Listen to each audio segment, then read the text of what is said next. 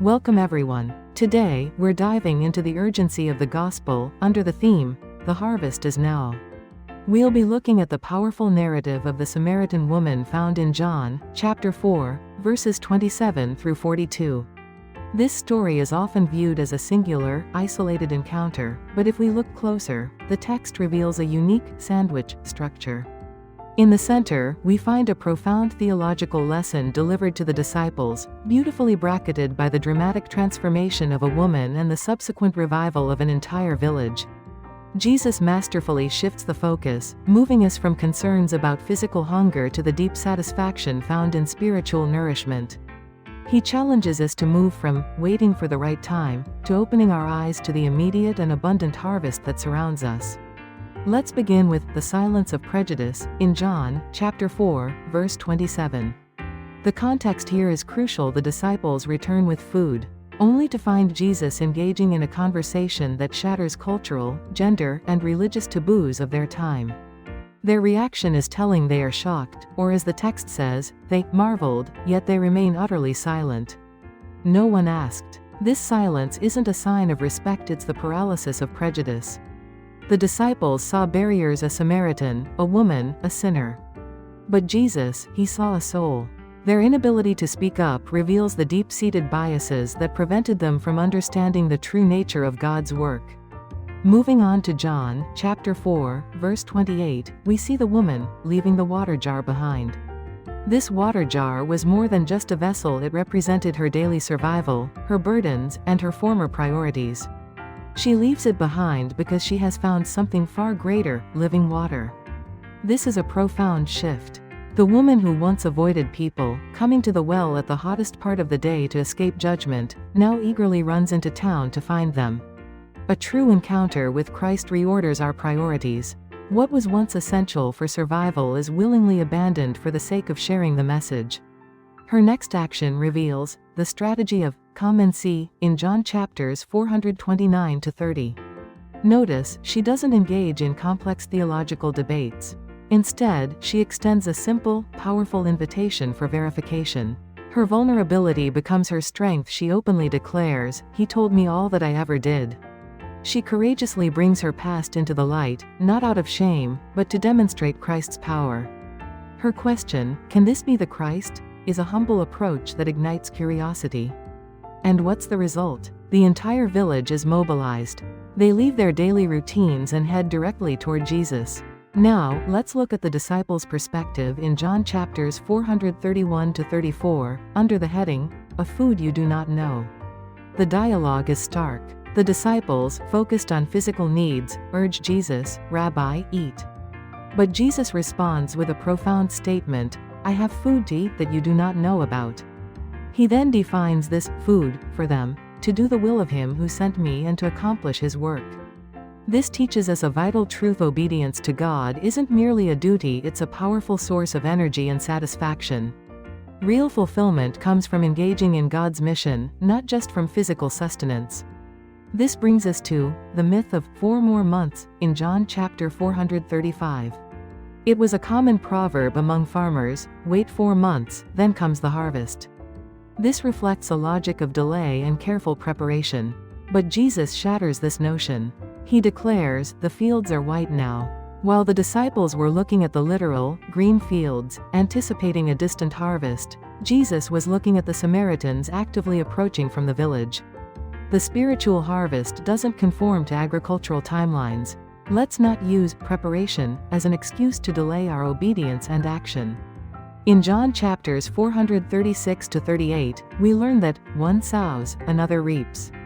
This principle highlights the interconnectedness of God's work.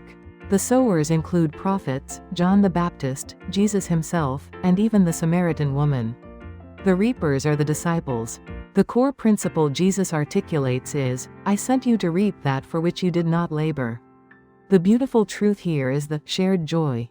In the kingdom, there is no competition. Sower and reaper rejoice together. The disciples were entering a harvest prepared not by them, but by Jesus and the woman. We always enter into the labor of others. It is all grace. What we see unfolding is the ripple effect, in John chapter 439. This story demonstrates Jesus breaking multiple barriers: gender, as he speaks to a woman; moral, as the Holy One engages with a sinner; and ethnic, as a Jew interacts with a Samaritan. The key insight here is profound: a person who was once a source of shame for the village becomes the catalyst for their salvation. The spark of one person's witness creates a fire in the entire community. Jesus meets the woman, she testifies, the disciples are invited to witness, and finally, the village believes. It's a powerful chain reaction. Their journey continues, from "because of her" to "we know" in John chapters 440 to 42. The villagers' request is telling. They ask Jesus to stay. And he does, remaining for 2 days, a radical act that shattered traditional Jewish laws of separation. This demonstrates a maturation of faith. Stage 1 is believing because of someone else's testimony. It's an introduction. But stage 2 is believing because we have heard for ourselves. It's a personal confirmation. The lesson is clear: testimony opens the door, but it is the living word of Jesus that ultimately seals the heart in faith. The story culminates in a moment of cinematic theology, in John chapter 442, as the Samaritans declare Jesus the Savior of the world. The significance of this cannot be overstated. It is the Samaritans, the outcasts, not the religious leaders of Israel, who bestow this universal title upon Jesus. While the disciples were concerned about kosher food, these outsiders recognized the global scope of God's redemption. This highlights God's expansive love and plan for all humanity, breaking through all societal and religious boundaries.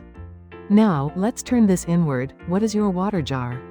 The Samaritan woman courageously left her water jar behind, her means of survival, her burdens, her past, to run to the city and share her encounter.